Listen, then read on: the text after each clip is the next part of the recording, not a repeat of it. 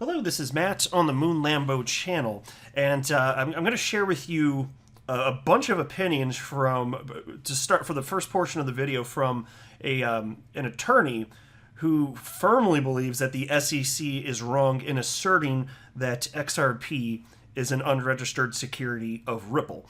And just there are a ton of reasons for this. But I found this piece fascinating. I think you'll enjoy hearing this individual's perspective.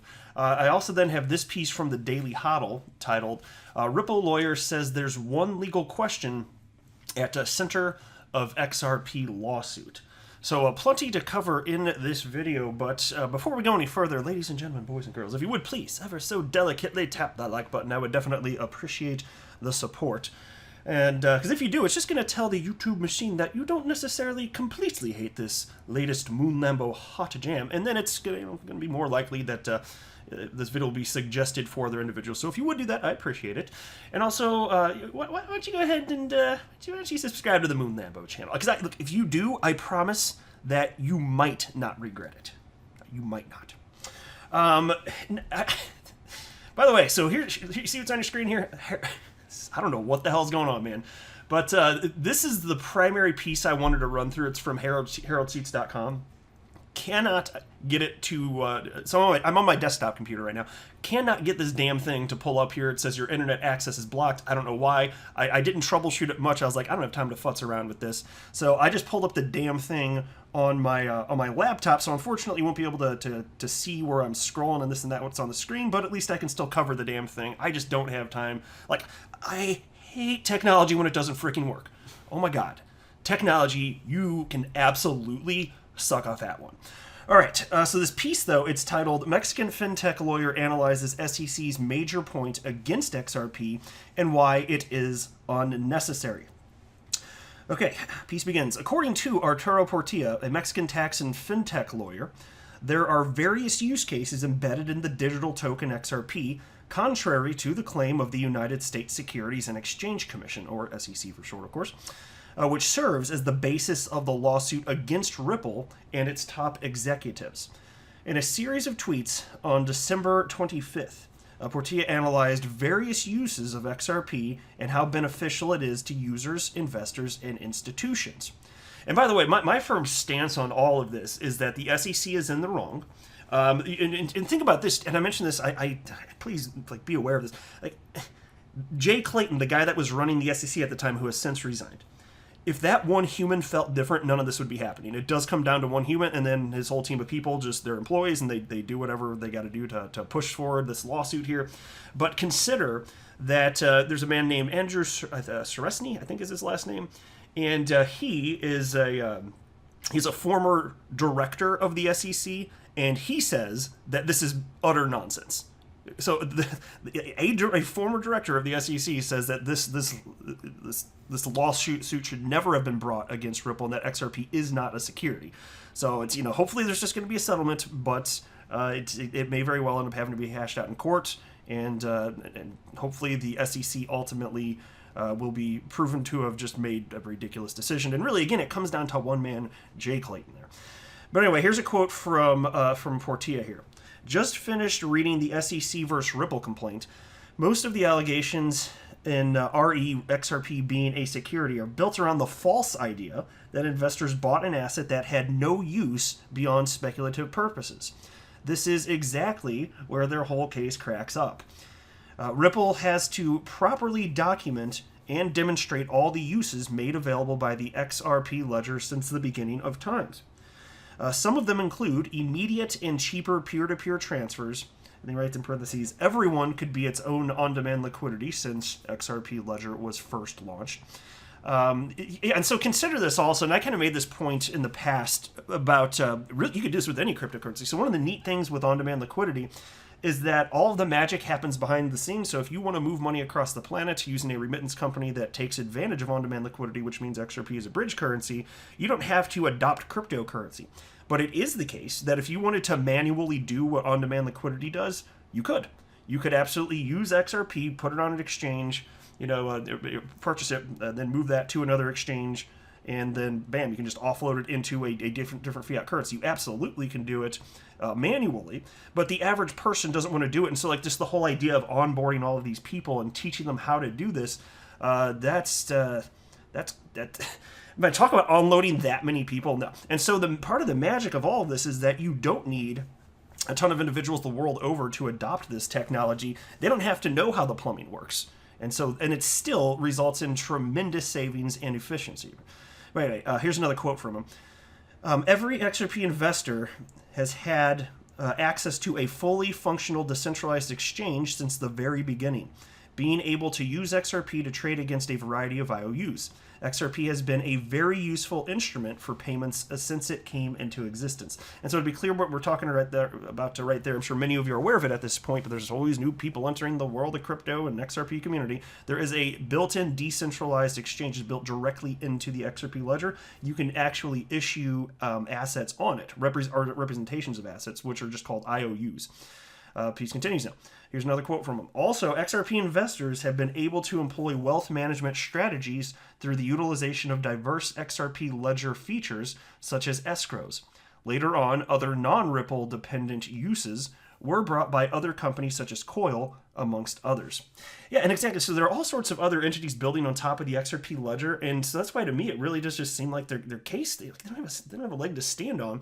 And then that's on top of the fact that Ripple doesn't have any special permissions over the XRP ledger. They didn't create XRP. They didn't issue XRP.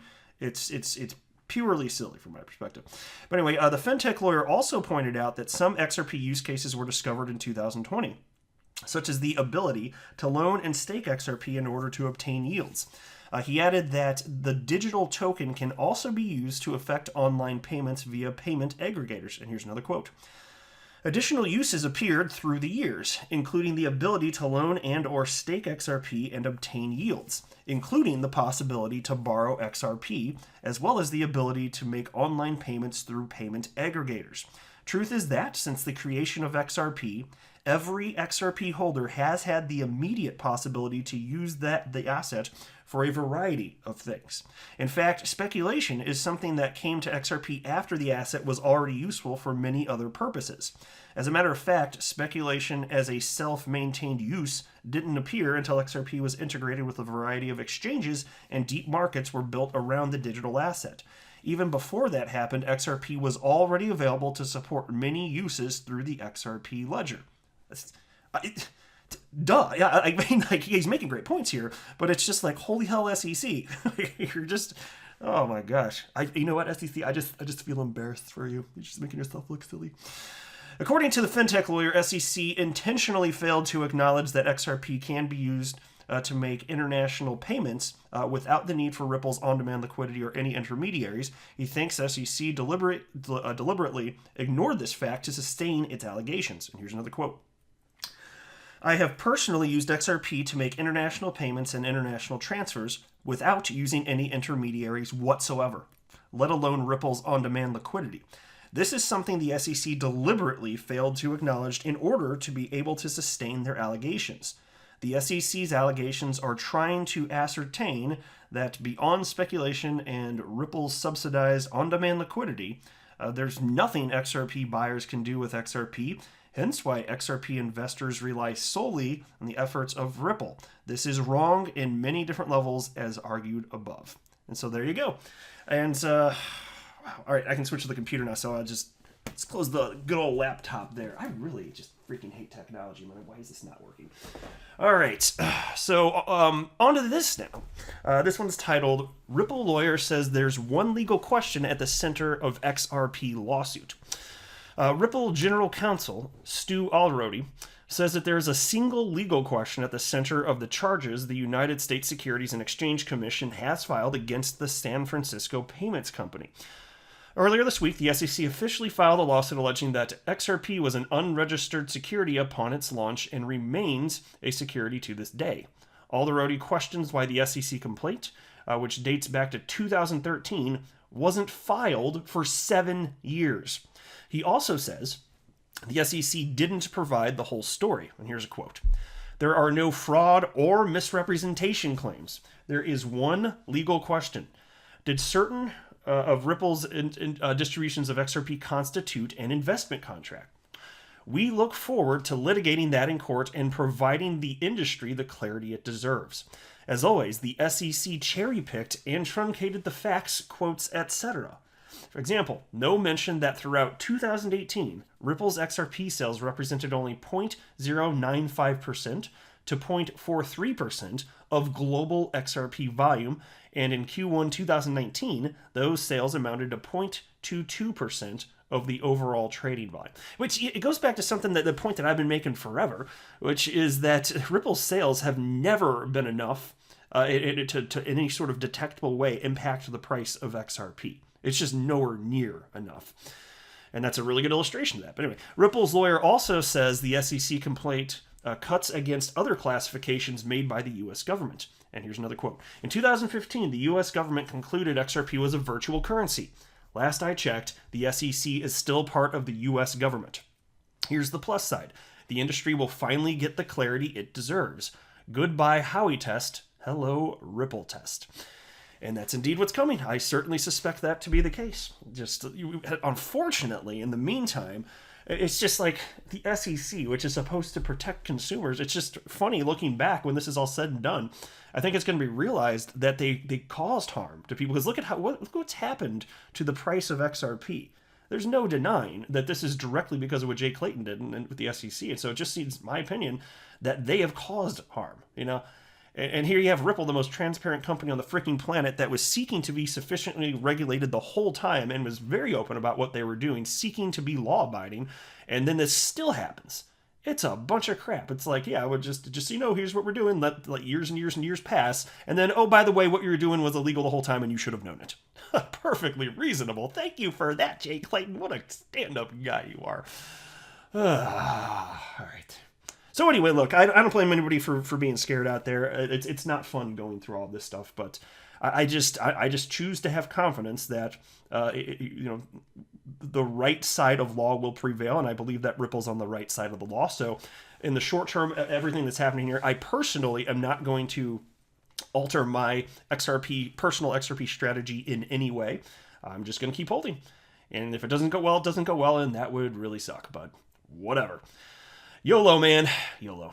That's it for this video, though. I am not a financial advisor. Do not buy or sell anything because of anything that I say or write. That would be a very, very, very bad idea. Until next time, to the moon, Lambo.